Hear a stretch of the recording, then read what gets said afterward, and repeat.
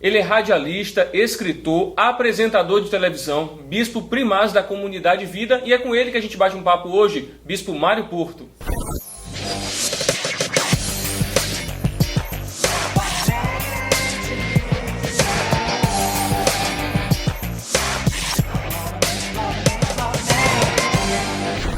Bem, e a gente está aqui para conhecer um pouco da sua história, do seu ministério, conversar um pouco sobre igreja. Bispo Mário, muito obrigado por ter vindo aqui, viu? Uma honra recebê-lo.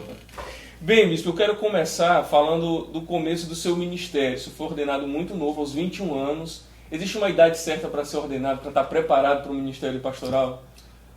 Eu creio que a partir dos 19, 20 anos, pela minha experiência, se a pessoa já tiver com essa convicção já encharcada, já firmada no seu coração, é o tempo já de Deus usar. Como Timóteo, né? Que ninguém despreze a sua mocidade. Não existe um preparo completo, né? É uma caminhada que vai sendo construída a cada dia. É uma caminhada. São coisas que a gente não aprende no seminário. O seminário é muito importante e eu quero incentivar sempre o seminário, mas é no dia a dia da vivência ministerial, servindo, sendo um diácono na casa de Deus. Nós somos eternos diáconos, é que a gente vai aprendendo, né? O ministério é mais prática do que teoria. É isso que eu acho legal. O bispo fala que, apesar de ser bispo, ter passado, é um pastor o tempo todo também, mas uma coisa que você fala que eu acho interessante é que tem que ser um eterno diácono, aquele que serve sempre, né? Serve sempre, ser conservo de Cristo, da igreja, né? Isso é muito bacana, servir as pessoas, porque senão você perde a essência do ministério, que é o serviço, né? Ninguém está ali para... Tem que desmistificar essa questão do clero, né? É um mero título, mas a gente está ali mais para servir mesmo as pessoas, a nossa liderança, as pessoas não evangélicas, que são a matéria-prima do nosso ministério. Então, é o amor por essas pessoas, a dedicação, o cuidado, o carinho, o tato, a sensibilidade, o discernimento de entender o momento de dor, de sofrimento, participar, ajudar, ser ponte na vida das pessoas. Bispo Mário, 21 anos de ministério, você já viveu muita coisa, situações difíceis, engraçadas, constrangedoras, tudo isso envolve um ministério pastoral. Mas eu queria saber, nesse tempo, nesses 21 anos, o que mudou na igreja? O que você acha que foi uma evolução na igreja cristã evangélica nesses 20 anos e o que talvez a gente tenha regredido um pouco ou deixado de lado que era importante há 20 anos atrás? Verdade. Nós passamos por tantas transformações, uma delas foi a era digital.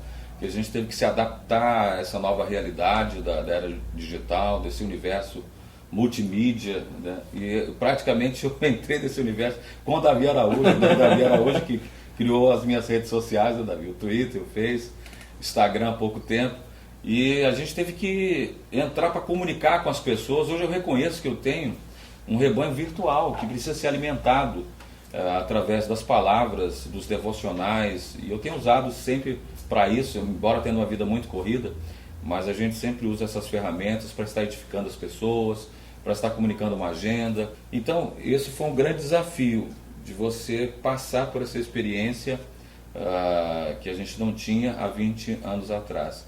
E há 20 anos atrás era muito diferente. As pessoas, elas viviam o evangelho mais simples, mas ao mesmo tempo elas queriam ter experiências no universo do sobrenatural. Então eu acompanhei as pessoas naquele movimento de batalha espiritual, de cura interior, dos encontros e reencontros, né? Uma sede de transcendência pelo místico, pela aquela coisa nova, diferente. Um tempo em que muitas igrejas tradicionais estavam passando pelo processo de reavivamento, de renovação. E agora, nesses últimos 10 anos, a gente percebe uma igreja abraçando mais a missão integral, reconhecendo o valor do evangelho social, entendendo que não se deve espiritualizar tudo, a fome não deve ser espiritualizada, e a igreja mais sensível, a igreja com essa veia da sensibilidade para as questões sociais. E a comunidade de vida, ela nasce desse amadurecimento ministerial que eu já estava vivendo. Eu estava com os meus 10 anos de ministério, já tinha desfrutado de todas as experiências, e aí a gente quis, não, é hora de voltar para os trilhos da simplicidade do Evangelho. É nessa simplicidade de louvor, a palavra e a oração, a edificação, o discipulado permanente. Nós estamos muito voltados agora para consolidar, para fortalecer o discipulado. O discipulado não para nunca. Bispo, você falou de um rebanho virtual. A gente sabe que as pessoas são alcançadas através da internet. O programa aqui, novamente, é uma ferramenta para que essas pessoas também sejam alcançadas e edificadas, aquelas que já são cristãs. Mas existe também um outro lado, que é acomodar muito cristão em casa. Não existe também hoje em dia muito cristão que se contém em ouvir uma mensagem só pelo rádio. Não estou excluindo isso, mas ouvir só uma mensagem no rádio, ou assistir um DVD de um pastor, e não leva mais em conta, ou não tem a real dimensão da importância de congregar. É necessário congregar, bispo? Verdade, olha, que pergunta fabulosa, viu? Estava esperando essa pergunta. A gente vive um movimento muito forte que me preocupa, que é dos desigrejados. Exatamente pessoas... Na igreja mesmo a gente perdeu uma pessoa muito inteligente, uma pessoa que eu estava discipulando, e aí descobriu um site de um determinado pastor que já foi pastor de uma igreja local, um pastor que defendia a igreja contra a instituição. De repente eu acho que passou por tantas decepções, teve dificuldades, fraturas na família, e aí ele foi uma das pessoas que, através do site, tem alimentado muita gente, né, através das suas mensagens virtuais. E hoje a gente ouve de pessoas até mesmo celebrando a Santa Ceia em casa, né? Olha, pega o pão, pega o vinho e terminam se acomodando. Isso é perigoso, porque a igreja, ela tem cheiro, ela tem um perfume, ela tem que ter uma congregação. Quando a gente lê a igreja de Atos, que é o nosso paradigma, nós vamos ver uma igreja que perseverava todos os dias no templo e de casa em casa, partindo o pão de casa em casa. Então a gente precisa saborear a comunhão. Eu me lembro no dia do pastor, o Davi foi um dos diáconos escolhidos para estar lá levando uma palavra, e você falou tão sabiamente sobre isso, né? Que pastorear é muito mais do que só estar ministrando uma mensagem no domingo à noite, tudo que é necessário, mas também esse contato, esse mano a mano. E aí o discipulado 1 a 1, 1 mais do que 2, então isso é importante. Quem nos assiste em São Luís conhece, dificilmente não conhece o Bispo Mário Porto, são muitos anos de rádio também, né? Já passou pelas principais rádios de São Luís, tem uma audiência consolidada, um público fiel, público evangélico, cristão, ele tem essa característica de fidelidade, né? Seja com a música, seja com o rádio, com a identificação com aquele pastor. E quem te conhece durante esses tempos sabe que você é um criador de palavras. Indesistível é uma palavra que marca o seu ministério. Hoje em dia eu já ouvi pessoas de fora de São Luís, da região do Maranhão, falando essa palavra, mas lá no começo eu nunca tinha ouvido indesistível. Mas não é só essa, nas suas pregações eu ouvi outras palavras, da onde que sai essa inspiração.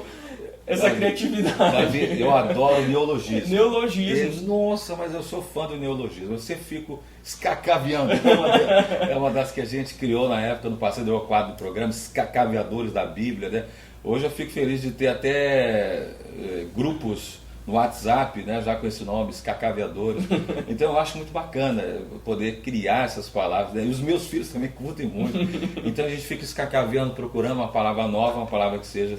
E a indesistível foi, eu acho que é a mais forte de todas, porque ela está muito na essência da minha própria vida, no significado do meu nome, que é homem de espírito lutador. Então eu trago a força do nome, da palavra, e eu quis tanto massificar isso, e passou a ser mais do que um neologismo. Eu me lembro que o Jornal Pequeno me criticou, né? Porque o cara coloca indesistível, essa palavra nem existe no vocabulário e tal. Mas ela não vai demorar a entrar no dicionário não, eu acho, viu?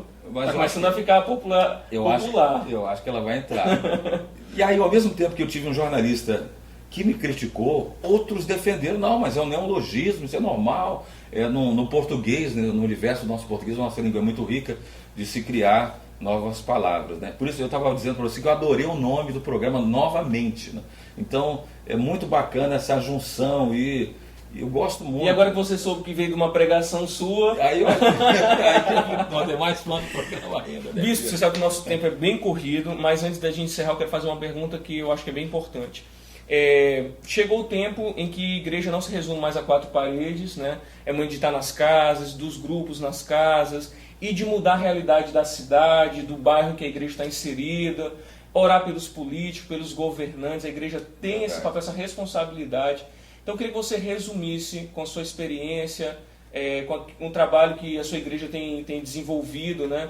Em São Luís, no Maranhão, em outros estados também. O que é a igreja e qual é o seu papel, não só espiritual, mas influenciando a sociedade como um todo? Pergunta formidável. Olha, eu sintetizaria a igreja como uma comunidade terapêutica.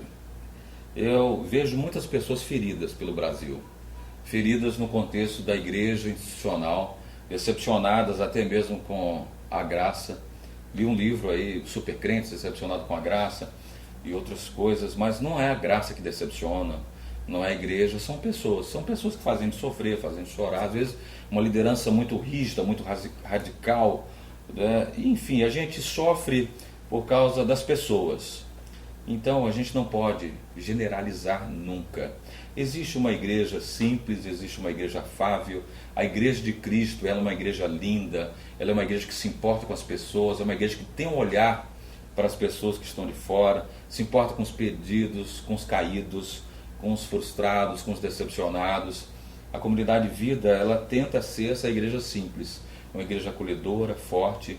E o que me apaixona nessa igreja é a preocupação que ela tem com os perdidos, com a evangelização. Agora, mais do que nunca, com o discipulado, nós temos entendido que discipular é imprescindível.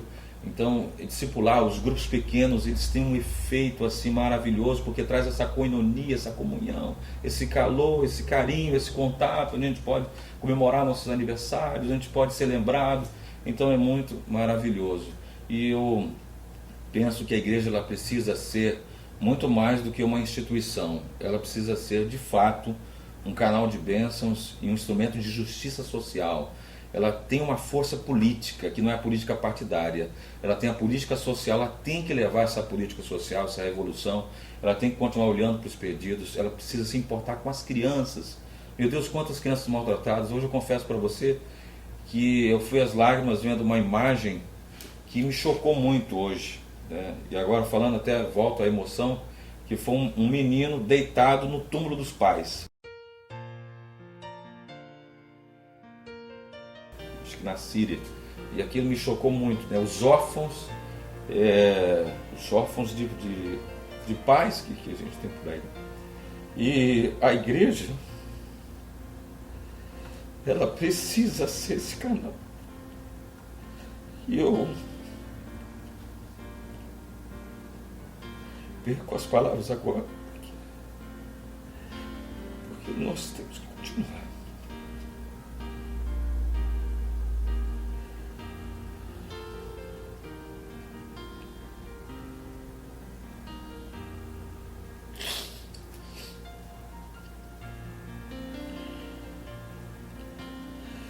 Temos que deixar um legado na área social. O Vida Feliz, ele cumpre esse papel com as crianças. As crianças, elas não têm como se manter, não têm como se defender. Então, a igreja precisa cuidar das crianças, ela precisa cuidar dos idosos, dos dependentes químicos que estão sem o norte, sem o rumo, e eles não têm para onde ir. Então, acolher, ajudar, acho que esse é o nosso papel. E eu não quero, como pastor, estar com pires na mão, atrás de político, que você tem que ajudar, não tenho votos para dar, para vender, não vou vender a igreja não pode se vender, não pode se rebaixar esse nível, mas ela cumpre o seu papel. Até hoje a gente chegou até aqui sem ajuda dos poderes públicos, a gente tentou, mas não conseguiu. Mas a gente continua nos dízimos, com as ofertas, e eu louvo a Deus, porque eu sei que a gente está deixando aí uma história, um legado, e a gente precisa continuar. E ser igreja, para mim, é isso, Davi. Se toda igreja fizesse um pouquinho disso... Eu acho que já tinha transformado São Luís. Se toda igreja tivesse uma creche, o centro de recuperação, é difícil, não é fácil não. Ou pelo menos não a denominação em si, mas unindo forças, né? Vamos juntar algumas igrejas e fazer determinado trabalho. Bispo, que bom, eu fiquei muito feliz de você ter recebido o nosso convite. Sei que sua vida é muito corrida, que o domingo é um dia dividido entre a igreja e a família. Eu sei que você tem um tempo muito limitado. Eu quero que você volte aqui para a gente fazer um outro programa mais na frente. A gente falando de política e de eleição, estamos num ano decisivo para o nosso país. Você com outros pastores para a gente conversar sobre esse tema. A igreja não pode ficar indiferente a isso, não pode se ausentar desse assunto, né? É verdade. Eu acho que a igreja ela não pode ser neutra. Eu não concordo assim com um termo apolítico ou amaldiçoar, demonizar a política. Não, tem gente séria, tem muita gente séria, e essas pessoas sérias precisam ser apoiadas, e nós precisamos também de representantes. Então, se você quiser acompanhar as mensagens do Bispo Mário Porto, conhecer mais do seu ministério, a gente coloca aí o site da Comunidade de Vida para você acessar. É mais fácil as pessoas que seguem ele virem seguir a gente do que a gente oferecer alguma coisa para ele, porque ele é o cara das redes sociais. Então você pode conhecer mais, a gente está colocando as redes sociais do Bispo Mário, também sempre uma palavra lá para você, você compartilhar alguma coisa lá com ele, que tenho certeza que ele vai te atender com muito carinho. Bispo, muito obrigado por você ter vindo aqui. Obrigado por ouvir essa produção linda. Obrigado. E até a próxima, uma novamente para todos nós, e até o próximo programa.